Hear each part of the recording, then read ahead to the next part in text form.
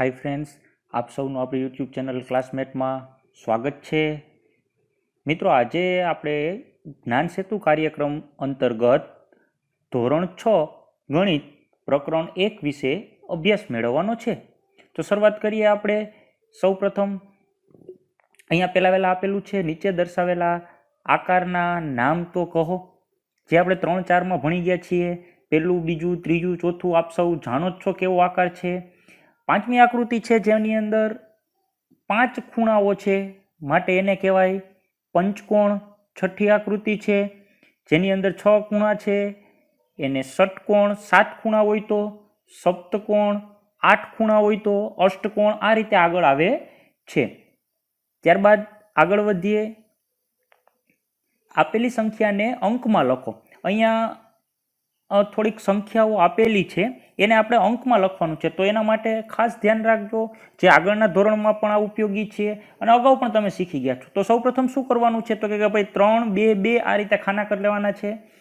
3 ખાના છે એ 100, 2 ખાના છે 1000, પછી લાખ. આ રીતે એકમ, દશક, 100, 1000, 10,000, લાખ, 10 લાખ એ રીતે આપણે ખાના કરી લેવાના છે. હવે શું કરવાનું છે, દાખલા તરીકે પહેલી સંખ્યા છે 54,12,315. તો હવે અહીંયા આપણે આવ્યા કેટલા?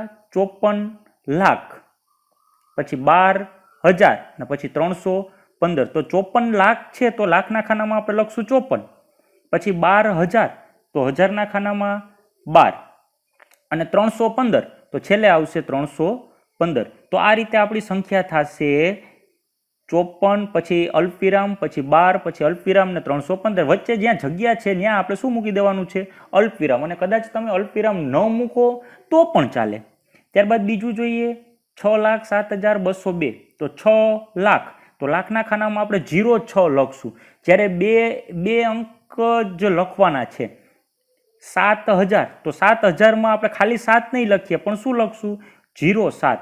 અને 202 તો 202. આ રીતે આ સંખ્યાને અંકમાં લખાશે 06, 07, 202. ત્યારબાદ ત્રીજી 7,90,000. તો 7 લાખ તો લાખના ખાનામાં આપણે લખશું 7. પછી 90,000 તો હજારના ખાનામાં 90. અને 100નું કાંઈ કીધું નથી તો ત્યાં બધામાં આવશે 00. ત્યારબાદ આગળની સંખ્યા 32,22,. તો લાખના ખાનામાં આપણે લખશું 32. પછી જુઓ, અહીંયા હજારનું ખાનું આપણને આપેલું નથી તો એમાં લખશું આપણે 0 અને છેલ્લે લખશું 22. તો 22 છે એટલે એને 3 અંકમાં આપણે લખશું. તો કઈ રીતે લખાશે? 022. તો આ રીતે તમે શબ્દોમાંથી અંકમાં લખી શકો છો. આ આપણે જાતે કરીએમાં છે 5,30,000. તો અહીંયા લાખના ખાનામાં આપણે 5 એટલે 05 લખશું. પછી હજારનું ખાનું છે નહીં, હજારનું કાંઈ કીધું નથી એટલે ત્યાં 00 તો હજારના ખાનામાં 30 છે એટલે ત્યાં આપણે લખશું 30. અને એકમ, દશક, 100ના ખાનામાં આવશે 0. તો આ રીતે તમે સરળતાથી આને પૂર્ણ કરી શકશો. ત્યારબાદ આપેલ સંખ્યાને શબ્દોમાં લખો. હવે અહીંયા અંકમાં આપેલી હોય એને આપણે શબ્દોમાં લખવાનું. તો અહીંયા 13, 21, 6, 18 આ રીતે છે તેને આપણે આ ખાનામાં ગોઠવી જ દઈએ. હવે શું થયું, તો કે લાખ કેટલા થયા? 13,21,618. તો આ રીતે આપણે એને શબ્દોમાં લખી શકશું. બીજું ઉદાહરણ જોઈએ. એને આપણે પહેલા તો જેટલા ખાના છે એ ખાનામાં ગોઠવી દઈએ. હવે ખાનામાંથી જ આપણે વાંચીએ. લાખના ખાનામાં કેટલા છે? 20. તો 20 લાખ. હજારના ખાનામાં 3 એટલે 3,000 અને છેલ્લે આવશે 400. તો 20,03,400. નેક્સ્ટ ઉદાહરણ જોઈએ. 10,52,001 એઝ ઇટ ઇઝ આપણે ખાનામાં ગોઠવી દઈએ. હવે લાખમાં કેટલા આવ્યા? તો કે 10. 10,52,001. તો આ રીતે આપણે ઉદાહરણ દ્વારા સમજ્યા કઈ રીતે કરવું. એના પછીના જે છે શબ્દોને સંખ્યામાં લખવાનું ખાસ ધ્યાન રાખજો. તમારી રીતે લખવાનો પ્રયત્ન કરજો. ક્યાંયથી કોપી મારીને લખવું નહીં. આપને જેટલું આવડે એટલું સમજી વિચારીને લખવું. ન સમજાય તો શિક્ષકની મદદ લેવી, પણ ક્યાંયથી કોપી મારીને ન લખવું. ત્યારબાદ આગળ વધીએ. અહીંયા આપણને કીધું છે કે જેટલી કેરીઓ છે એ સરખી વજનની હતી ને એક કેરીનું વજન 200 ગ્રામ છે. હવે માની લ્યો કે 4 કેરી હોય તો 4 કેરીનું વજન કેટલા થાય? 4 × 200 ગ્રામ. 6 કેરી હોય તો તો 6 ગુણ્યા 200 ગ્રામ, કારણ કે એક કેરીનું વજન 200 ગ્રામ છે એટલે 200 ગ્રામ બધે આવશે જ, અહીંયા બધે 200 તો આવશે જ. હવે જેટલી કેરી હોય એની હારે ગુણાકાર કરી નાખવાનો અને છેલ્લે અહીંયા ગુણાકાર કરીને લખી નાખવાનું. સાવ સરળ છે. એના પછી આગળ જોઈએ. શૈલેષભાઈ સાહેબના વર્ગખંડમાં 35 વિદ્યાર્થી છે. તેમણે તેમના દીકરાના જન્મદિવસ નિમિત્તે દરેક બાળકને 4 કેસર કેરી વહેંચી. આ કેસર કેરીના એક બોક્સમાં 20 કેરી આવતી હોય તો કુલ કેટલા બોક્સ સાહેબ લાવ્યા હશે તેની ગણતરી આપણે શીખીએ. હવે પહેલા તે નક્કી કરીએ કે કેટલી કેરીઓ જોશે. તો વિદ્યાર્થીઓ કેટલા છે? 35 અને દરેકને કેટલી આવે છે? 4. તો 35 ગુણ્યા 4 એટલે કુલ 140 કેરી જોશે. તો અહીંયા આપણે દરેક ખાનામાં એ જ આવશે, 35 ગુણ્યા 4 એટલે 140. અહીંયા પણ એ જ લખવાનું આવશે અને અહીંયા પણ એ જ લખવાનું આવશે. હવે ફેરફાર ક્યાં આવશે? તો કે ભાઈ બોક્સમાં. અહીં બોક્સમાં કેટલી કેરી સમાતી હતી? 20. તો 140 ભાંગ્યા 20 કરો એટલે આવશે 7. બોક્સમાં જેટલી કેરી સમાતી હોય એની અહીંયા ભાગાકાર કરવાનો. હવે અહીંયા આપણને કીધું કે એક બોક્સમાં 10 કેરી સમાય છે, તો અહીંયા 140 ભાંગ્યા અહીંયા શું આવશે? 10. અહીંયા ભાગાકાર કરીને લખી નાખો. એ જ પ્રમાણે અહીંયા 140 ભાંગ્યા જેટલી કેરીઓ બોક્સમાં જેટલું સમાય છે એ રીતે તમે સરળતાથી લખીને આગળ વધી શકો છો. હવે અહીંયા વેપારી, એનો પ્રકાર, પછી એક ફેરામાં કેટલી કેરીઓનું વહન થાય છે અને વાહનની ઝડપ, આટલું આપેલું છે. આના ઉપરથી આપણે થોડાક પ્રશ્નોના જવાબ મેળવવાના છે. તો અહીંયા આપણે પહેલો પ્રશ્ન એ રીતના આવે છે કે બળદગાડું 4 ફેરામાં કેટલી કેરી લાવશે. તો હંમેશા યાદ રાખવાનું, જેટલા ફેરા હોય એની હારે એક ફેરામાં સમાતી કેરી લખવાની. દાખલા તરીકે બળદગાડામાં કેટલી કેરી સમાય છે? 150. તો અહીંયા આપણે કર્યું 150 ગુણ્યા 4, તો જવાબ આવ્યો 600. હવે દાખલા તરીકે તમને એમ કે ટ્રક છે એ 3 ફેરામાં કેટલી કેરી લાવશે? તો ટ્રકના એક ફેરામાં કેટલી સમાય છે? 5000. 3 ફેરા કીધા તો એને ગુણ્યા 3. એ જ પ્રમાણે ટ્રેક્ટરના 6 ફેરામાં, એટલે કે ટ્રેક્ટરના એક ફેરામાં જેટલી સમાતી હોય એને ગુણ્યા જેટલા ફેરા છે એટલા. એ રીતના તમારે આ પૂર્ણ કરવાનું છે. ફક્ત ગુણાકાર જ છે.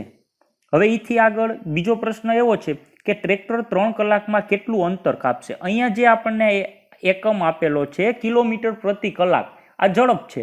એનો મતલબ એવો થયો કે 1 કલાકમાં બળદગાડું 5 કિલોમીટર અંતર કાપે, છકડો રિક્ષા 14, ટ્રેક્ટર 20 અને ટ્રક છે 50 કિલોમીટર અંતર કાપે છે. તો એ પ્રમાણે અહીંયા આપણે 3 કલાકમાં ટ્રેક્ટર કેટલું અંતર કાપશે? તો ટ્રેક્ટરની ઝડપ છે 20, એને ગુણ્યા 3. ટ્રક 4 કલાકમાં કેટલું અંતર કાપશે? તો ટ્રકની ઝડપ કેટલી છે? 50. તો અહીંયા આપણે લખીએ 50 અને એને ગુણ્યા કેટલી કલાક છે? 4. તો એને ગુણ્યા 4. આ રીતે તમે આગળના પૂર્ણ કરી શકશો. એના પછી આગળ વધીએ. ત્રીજું, છકડો રિક્ષા 56 કિલોમીટર અંતર કાપવા માટે કેટલો સમય લેશે? તો જેટલું અંતર છે એને ભાંગ્યા ઝડપ કરવાની. શું કરવાનું રહેશે? અંતર ભાંગ્યા ઝડપ. હવે અહીંયા કેટલું અંતર કાપે છે? 56 કિલોમીટર, એટલે અહીં 56 ભાંગ્યા છકડા રિક્ષાની ઝડપ કેટલી છે? 14. તો 56 ભાંગ્યા 14 એટલે જવાબ આવશે 4. એ જ પ્રમાણે અહીંયા ટ્રેક્ટર છે 80 કિલોમીટર કહી જ દીધું. ટ્રેક્ટરની ઝડપ કેટલી છે? 20. તો અહીંયા આપણે કરશું 20. આ રીતે બળદગાડામાં પણ તમારે પૂર્ણ કરવાનું રહેશે. હવે અહીંયા કેસરની જાત અને એના ભાવ આપેલા છે, એના ઉપરથી આપણે ગણતરી સમજીએ. અંજનાબેન 3 કિલોગ્રામ બદામ કેરી, 1 કિલોગ્રામ હાફૂસ કેરી ખરીદે તો કેટલા રૂપિયા ચૂકવવા પડે? તો હવે બદામ કેરી માટે ભાવ કેટલો છે? 40. તો એને ગુણ્યા 3, કારણ કે 3 કિલોગ્રામ લીધી, જેટલો ભાવ હોય ને જેટલા કિલોગ્રામ લઈએ એની હારે ગુણાકાર કરવાનો, એટલે આવ્યા 120 રૂપિયા. હાફૂસ કેરીનો ભાવ 70 છે, એ 1 કિલોગ્રામ લે છે એટલે એના આવ્યા રૂપિયા 70. હવે 120 અને 70 બે અલગ અલગ કેરીઓ લીધી એટલે એનો કુલ સરવાળો કર્યો, આપણે જવાબ આવ્યો 190. તો અંજનાબેન કુલ 190 રૂપિયા ચૂકવશે. એ જ પ્રમાણે બીજું ઉદાહરણ છે કે ભાવનાબેન 3 કિલોગ્રામ તોતાપુરી કેરી, તો 3 કિલોગ્રામ તોતાપુરી કેરીનો ભાવ છે 50 રૂપિયા. 3 કિલોગ્રામ તોતાપુરી કેરી માટે ભાવ છે 50. 50 ગુણ્યા 3 અહીંયા આપણને આપેલું જ છે. ત્યારબાદ 4 કિલોગ્રામ લંગડો કેરી, તો 4 કિલોગ્રામ લંગડો કેરીનો ભાવ છે 60. તો 60 ગુણ્યા 4 એટલે 240. અને એ જ પ્રમાણે 1 કિલોગ્રામ કેસર કેરી, તો એનો ભાવ છે 170 ગુણ્યા 1 એટલે 70 રૂપિયા, આમ ચૂકવવાના કુલ રૂપિયા તો 150, 240, 170 બરાબર 560. આ રીતે તમારે બાકી રહેતા દાખલા પૂર્ણ કરવાના છે. અહીંયા ચોથા દાખલામાં હું તમને ખાલી હિન્ટ આપી દઉં છું કે મધુબેન 2 કિલોગ્રામ કેસર કેરી જ્યારે શ્વેતાબેન 5 કિલોગ્રામ હાફૂસ કેરી ખરીદે તો બંનેમાંથી ઓછા રૂપિયા કોણ ચૂકવશે અને કેટલા. તો પહેલાં મધુબેનના રૂપિયા શોધી લેવાના, પછી શ્વેતાબેનના રૂપિયા શોધી લેવાના અને એની પછી આપણે કરી નાખવાની આવશે બાદબાકી. બંનેની બાદબાકી કરશો એટલે નક્કી થશે કેટલા ઓછા ચૂકવાશે. ત્યારબાદ મનીષાબેન પાસે 120 રૂપિયા છે. જો 1 કિલોગ્રામ હાફૂસ કેરી અને અડધો કિલોગ્રામ લંગડો કેરી, એટલે હાફૂસ કેરી જે છે એનો ભાવ 70 છે તો એને 1 કિલોગ્રામ આયરે, અને લંગડો કેરી 60 છે, અડધો કિલો એટલે એના અડધા કરી નાખવાના એટલે એના થશે 30 રૂપિયા. એ બંનેનો આપણે શું કરશું? સરવાળો. તો તેમની પાસે કેટલા રૂપિયા બાકી રહેશે? કુલ રૂપિયા કેટલા હતા? 120. એમાંથી આ જે સરવાળો આવ્યો એને આપણે અહીંયા શું કરશું? બાદ કરશું. એટલે ખાસ ધ્યાન રાખજો કે 120 માંથી બાદ કરવાના, જેટલા રહીએ એટલા મનીષાબેન પાસે રૂપિયા બાકી રહેતા હોય. મિત્રો, અહીંયા આપણે ચેપ્ટર પૂર્ણ કરીએ છીએ. આભાર.